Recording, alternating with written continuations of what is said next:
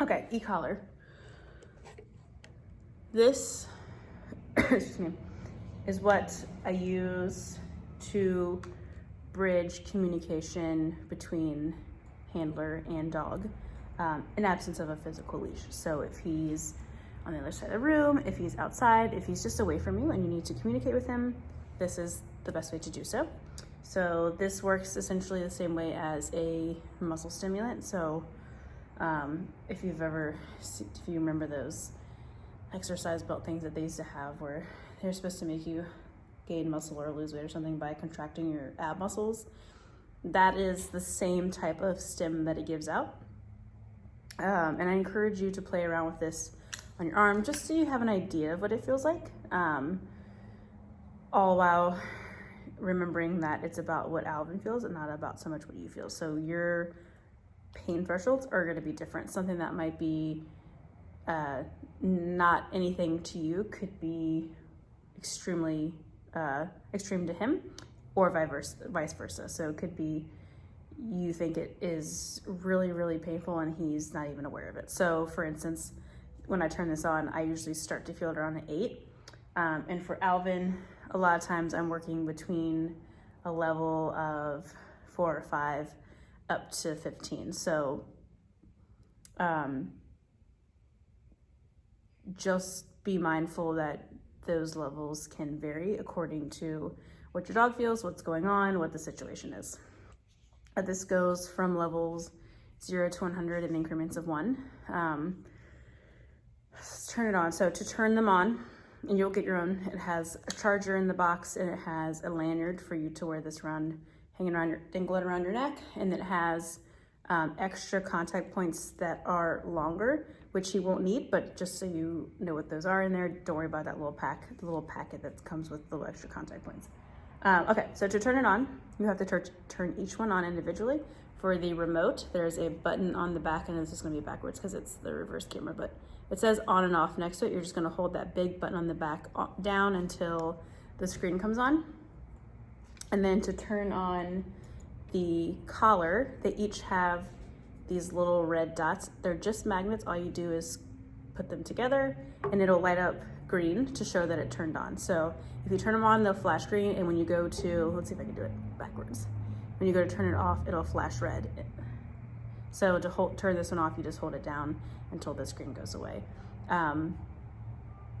If you do quick clicks on this, it activates a flashlight. So if you ever go to turn it off and then an L pops up on the screen and all of a sudden there's a flashing light, that's just the flashlight. So you just didn't hold it down long enough to turn it on and off. Anyway, so those little flashies, those will continue to flash while it's on. A green flash means that it's fully charged, and an orange light means that it's in the dying phase or whatever, it's getting low on battery.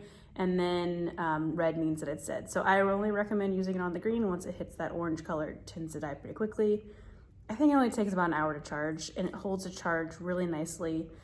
This one, it's really old and gross, and I use it on all my dogs that are on e-collars. I usually charge it over a weekend, and it lasts like a week or two with every dog that I have using an e-collar. That is if you treat it nicely. The ones that I have at home, I forget to turn off. I've left them out in the rain, sitting in the sun in my car. They don't last as long. They're maybe a day or two, and then I have to put them back on the charger. When you connect them to the charger, the port is right here on the remote, and then right here on the collar. Both of these are waterproof as long as those flaps are down, and then it'll light up red when you plug them in. When they change to green, that means that they're fully charged.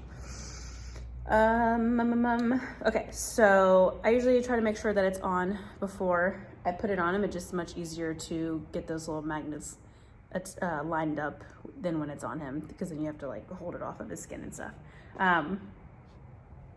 Buttons on here. Okay, so let's put it on a level that looks the same whether it's backwards or not. So it's on an 8 right now. So 8C. 8 is the level that the stem sends out. So the dial is right here, clockwise turns it higher all the way up to 100, and then it says high. And then obviously counterclockwise turns it back down to the lower levels. So I'm gonna put it back at an 8 just for demonstration purposes. What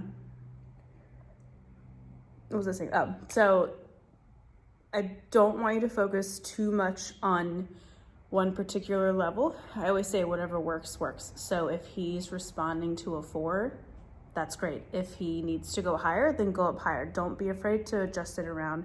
The number most likely is going to change depending on what's going on around him, what he's sniffing, whatever he gets locked into. So there's been plenty of times where a 4 or 5 or 6 has worked just perfectly well, and then all of a sudden he locks into something that he smells on the ground, and then I'm having to go up to like the higher levels at 15, maybe even higher. So that doesn't mean that you're hurting him more. It just means that he is so motivated by something else that he doesn't even notice that stem on his feeling, or that stem on his neck or whatever. Now, is you a good boy? You can see him, he's right there. So the working level is going to be whatever level he is reacting to. So I usually start at a lower level and adjust around until I get the reaction that I want. So you really should not even be able to tell that he feels it, other than he's listening, he's complying to what you're asking him to do. At most, there might be an ear flick or a blink, or if he's doing that like, and then he stops because he felt something like that. What you don't want is him yelping or kind of ducking away like that. He tends to be a little vocal about things, so sometimes he'll make like a "arr." It's rare, and I don't want that. If that happens, just turn it back down. So there's going to be times where he's listening to a level, and then new information comes around and you have to turn it up, and then he's like, oh, I forgot that you exist. And then all of a sudden it's too much. So just you adjust it back down right after. You just kind of have to compete with the motivations all around him. So don't be afraid to constantly just be adjusting this thing around. So on here, you'll see the letter C. That is going to determine how our stem buttons work, which I'll go over all that stuff in a minute. So I want for it to stay on C. C stands for continuous, and that means as long as I'm holding the stem button down, it's sending out a signal until I let it go. The other option is M for momentary, and that just means no matter how long you hold it down, it just sends out one quick stem. I like for it to stay on continuous because I can achieve momentary by just holding and releasing really quickly. Whereas if it's on momentary, no matter how long you hold it down, it's just doing that quick stem. There is an M and a C. Don't worry about that. That changes how all the buttons work. Now, good boy. That changes how all the buttons work, and I feel like that's just too much. So just keep it on a C.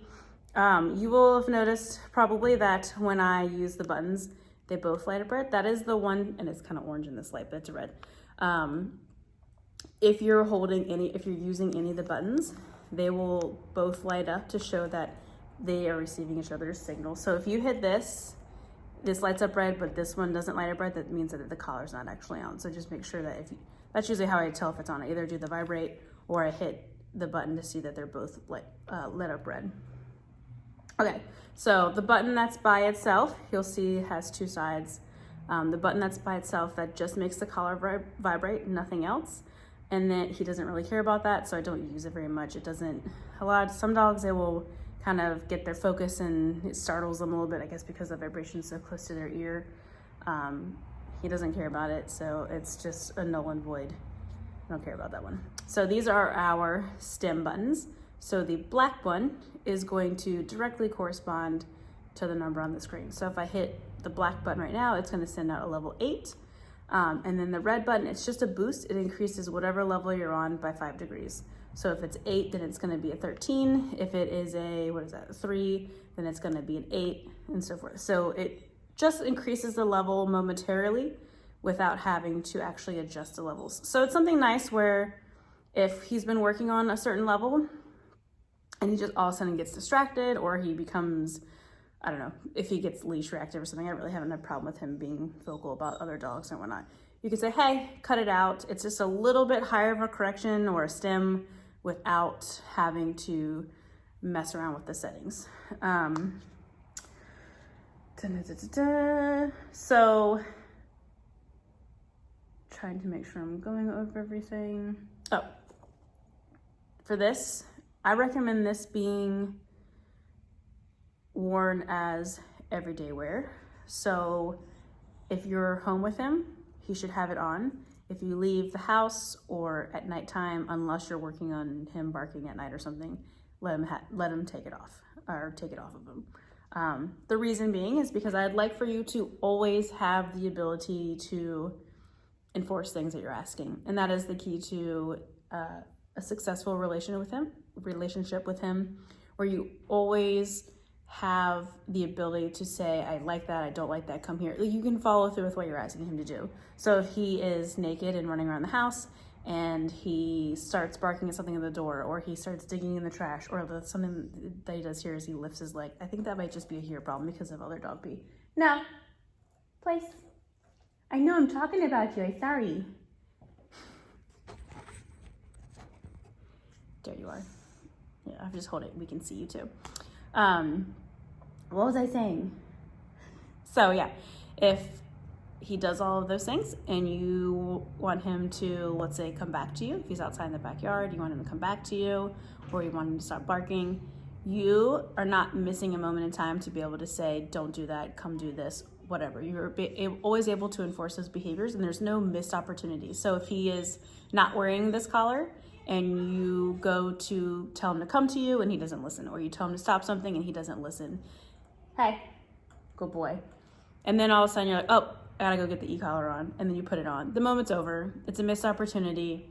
And then he's gonna be a good boy afterwards, or as soon as you put the collar on, because he knows, oh, well, when this thing's on, I have to listen. So then it becomes collar-wise. I would just rather it be you have it on always, or you always have the ability to ask those things, but you don't maybe even need it, as opposed to you need it and it's not on, if that makes sense. I hope that makes sense. All right, buddy. But prong collar, that's gonna be something we're taking for a walk. We're working on his manners when people come over. You're just enforcing things around the house. So it's supervised wear with the prong collar, and the e-collar can be worn around the house. So the way that we want to put this on is I like for it to be fairly snug. So when you put it on, it's gonna be a little bit tighter, and then you're going to adjust his little skins around. We wanna make sure that these contact points right here are flush to his skin. So if they're just resting on his fur, they're not really doing anything.